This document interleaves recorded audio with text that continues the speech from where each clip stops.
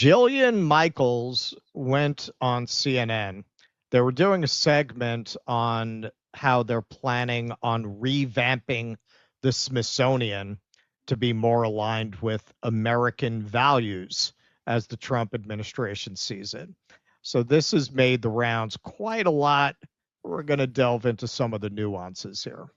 Smithsonian, he's effectively now has some random person has gone into the Smithsonian, and he's effectively now has some random person deciding what is appropriate for the Smithsonian to teach in terms of American history, things that don't offend parts of the MAGA base, right? So we're now literally reviewing parts of American history and parts of American culture to make sure it comports with dear leader and what the MAGA Can we address wants. some of those things that are in there? Because have you looked at some of the things that are being reviewed? Yeah, slavery was a bad thing that was to talk about. Okay. Like, he's not whitewashing slavery. So he's not? He's not. No, okay. He's not.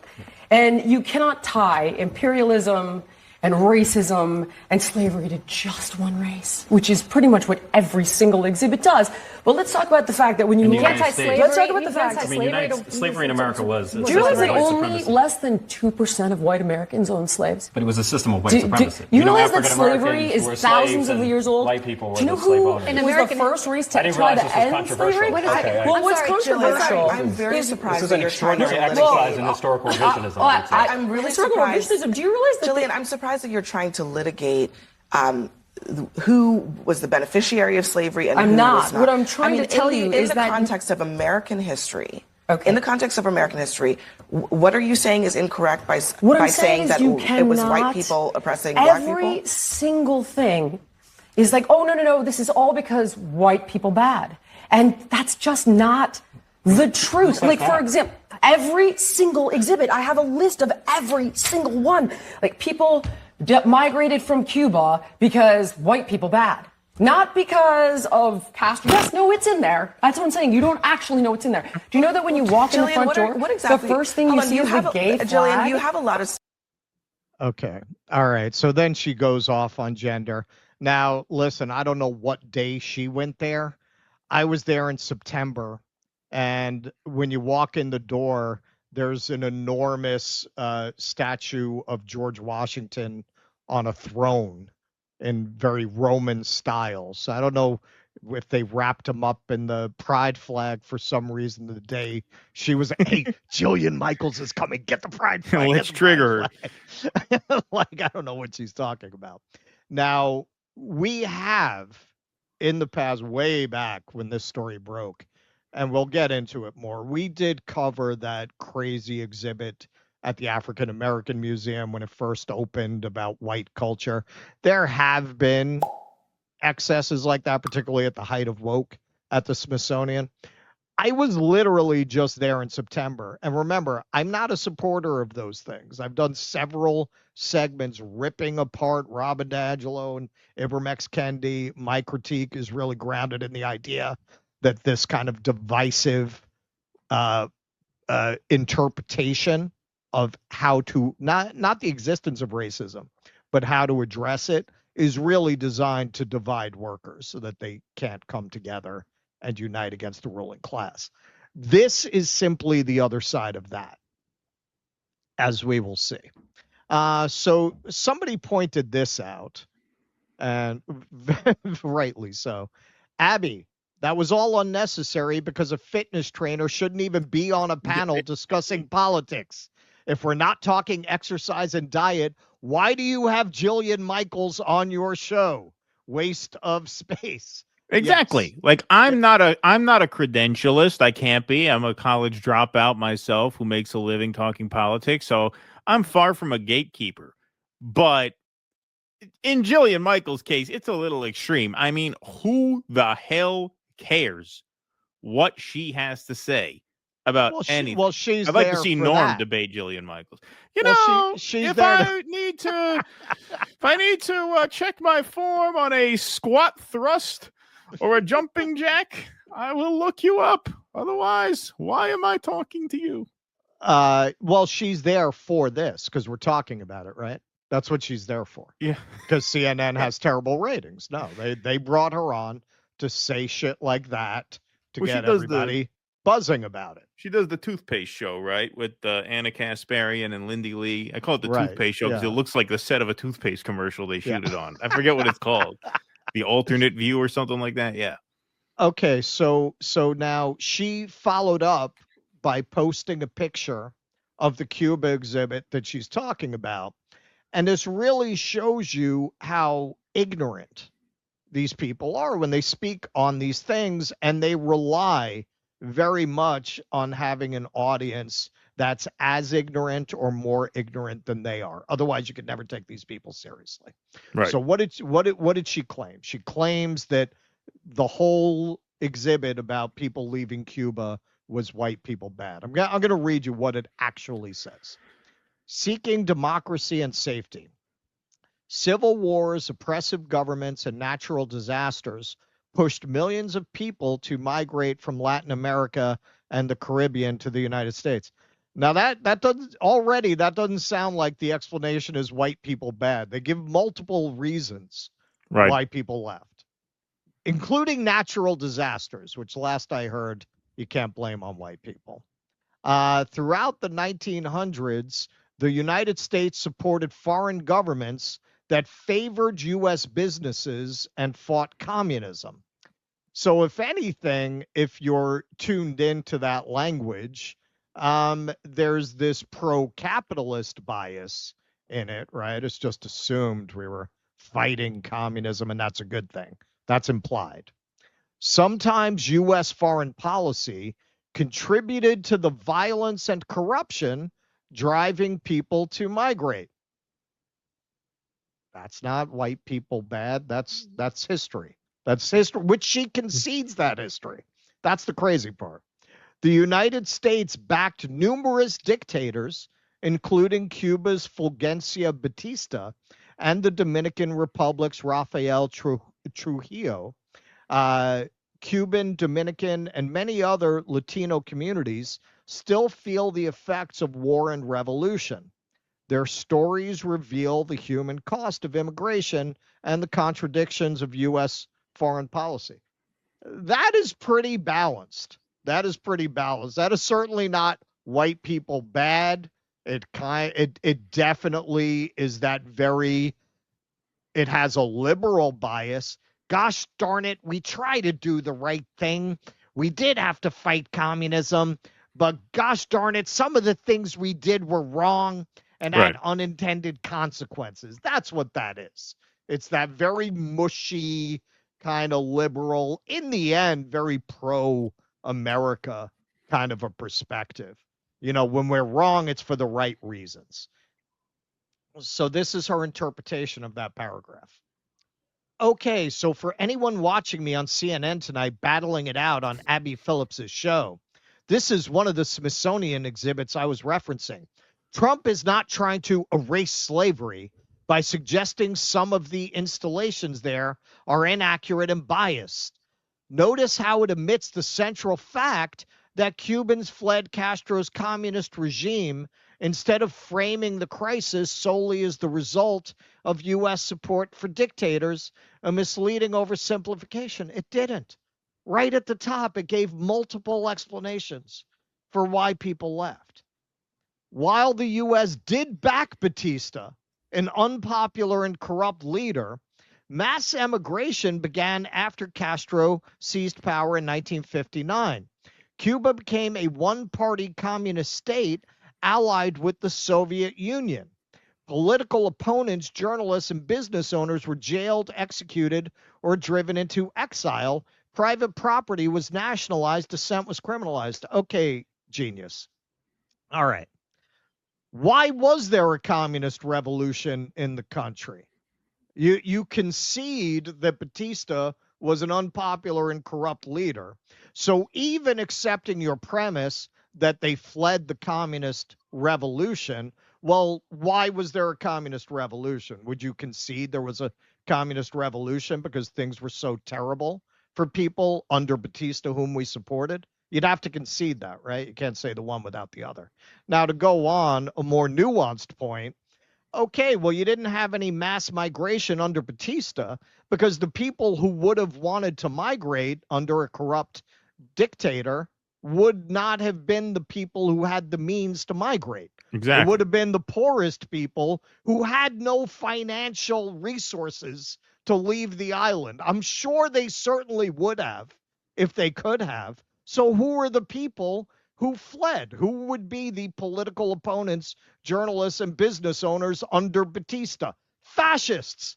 The fascist oligarchs who profited under the previous regime were the ones who fled, who also, not coincidentally, had the means to do so. Exactly. It was the bourgeois that fled because they could afford to once the poor people's revolution was complete. Yeah, obviously. Right. Like the rest of the exhibit, this framing reduces a complex history to a narrative in which the United States alone destabilized the developing world. I oppose interventionist U.S. foreign policy, but I support the consequences of those policies. No, but this is not an honest or complete portrayal of what happened in Cuba, period. All right, you write the exhibit. Unlike the 3 paragraphs of gobbledygook that I just wrote, this is not accurate. You write the exhibit then. Yeah, the look, man, I look at somebody like this, and hey, it is exactly the same. This is what we've been saying for a while. Anti-woke and woke, man, they need each other. They're the same people. It's the same exact bullshit. It's the same. This is the 1619 Project for white people. Yeah. Now somebody responded, had a little exchange with her that's worth taking a look at. So somebody responded to this. For the record, 25% of Southern households owned at least one slave. You should stop the roids. So she responded, and I wanted to get into this because I see this a lot in the comment section. Less than 2% of white Americans own slaves. Less than 2% of white Americans ever owned slaves. And believe it or not, America is more than just the South. There's the Midwest, the Northwest, the Northeast. Pull up a map. $8 on Amazon. Ooh, burn. And you'll see it. Many white Americans even died fighting to end slavery. Oh, my. Do they suck too? You can't hold every white person, past or present, responsible for this evil. Most people, including most white people, are good. Pretending otherwise isn't truth-telling. It's gasoline on the fire of racial division. Okay, so just to address a couple of points here. The Civil War was not fought to end slavery. It wasn't until rather far into the war that Lincoln emancipated the slaves for military advantage. That was really the incentive behind it, to destabilize the South. That was not one of the stated aims of the Civil War. What's really funny about this formulation is the people who like to make this argument tend to be neo-Confederate, either subtly or overtly very supportive of the glorious lost cause of the South. In order to get to a 2% number, you basically have to lump in all of those white Northern abolitionists that you disown in any other context. But when you want to get the numbers more in favor of the argument you're making, all of a sudden these are your brothers in whiteness. Now, hey, as I said, and we'll get into it as we go, I do agree that this demonization of white people is not only ahistorical, like they're right when they say all cultures have had slavery. Like, should more people know that the Arab slave trade was the longest lasting slave trade in the history of the world, extending from 600 AD all the way into the 1960s? Yeah, people should know that. Like, if they've been given a false impression that slavery was a uniquely European institution, or that you'll very often see them, when confronted with this, try to make it out that slavery was relatively benign in all other cultures, that chattel slavery in America was unique. Listen, man, maybe you could say that if you don't have testicles, but slavery in the Near East had a lot of eunuchs, man. So, if you ask most guys what the more brutal form of slavery is, it would be the one where they take your balls off. All the Arab slave trading centers had special castration centers where you would send the slaves to have their testicles removed. So, yeah, sure, that's true as far as it goes. Correct me if I'm wrong. The Smithsonian is about American fucking history, right? It's about American history. So the Arab slave trade really doesn't enter into it. Like, yes, I do feel that that's been pushed out of the conversation in order to serve a narrative, but going and pushing other facts out of the conversation in order to create a narrative that's more comforting to white people is not the answer to that. And that's why I did segments on this at the time. I always warned this was going to happen, that this would be the result, that you were going to have a backlash where you were going to wind up empowering these fucking fruitcakes who were going to not only undo what you did, they're going to undo decades of progress in the area of historical analysis. And here we are. So he responded again. It's funny. And this, I think, is exactly right. It's funny. I'm white, but don't feel guilty when I learn actual not sanitized history. I feel empathy, and I'm secure enough to recognize the advantages being white gave my ancestors. But I wasn't fucking alive when that happened and can only be responsible for how I lived my life. I have never obsessed over the color of my skin or felt kinship with whites in the past. Perhaps it's just your insecurities or you're just a bigot. Yeah, I would say that's like a normal person's understanding of these things, right? Yeah, I don't feel responsible for actions that my people were not even in this country when they happened. I also acknowledge I have benefited greatly from that legacy, especially as somebody coming from the background that I come from. I know I got away with things I would never have gotten away with if I was black. I grew up in a single parent household on welfare. I did a lot of things that people from that kind of background do. I dealt drugs. I stole cars. I did crime. When I finally got busted, you know what they did? They gave me a slap on the wrist because they didn't want to ruin the life of a smart white kid. If I had been a black kid, there is no way I would have gotten off with basically a little community service and a sealed record. And why does that matter? That cascades through your whole life. Because then when you apply to school, at least at that time, maybe they change it now, you have to say that you have a record, right? Right. When you apply for jobs, you have to say you have a record. The fact that I was treated that way when I was 16 made an enormous difference in my life. Coming from that background, I was able to go own these theaters in the East Village, no family connections, no money. Can I tell you, absolutely, if I had been black, it wouldn't have been so easy for me. Who knows? You can't prove a negative. I don't fucking think so. I do not think somebody from my background would have just been handed the keys to theaters like that with no connections, no real money if I had not been white. So yeah, man, I don't walk around obsessed with my whiteness. That's where the D'Angelo, the anti-racist stuff, I think is a hustle meant to send us down a rabbit hole of blame and guilt and shame so that we don't come together along class lines. But this is not the answer. And finally points out, you never hear the 2%, only 2% of white people. You never hear them mention this.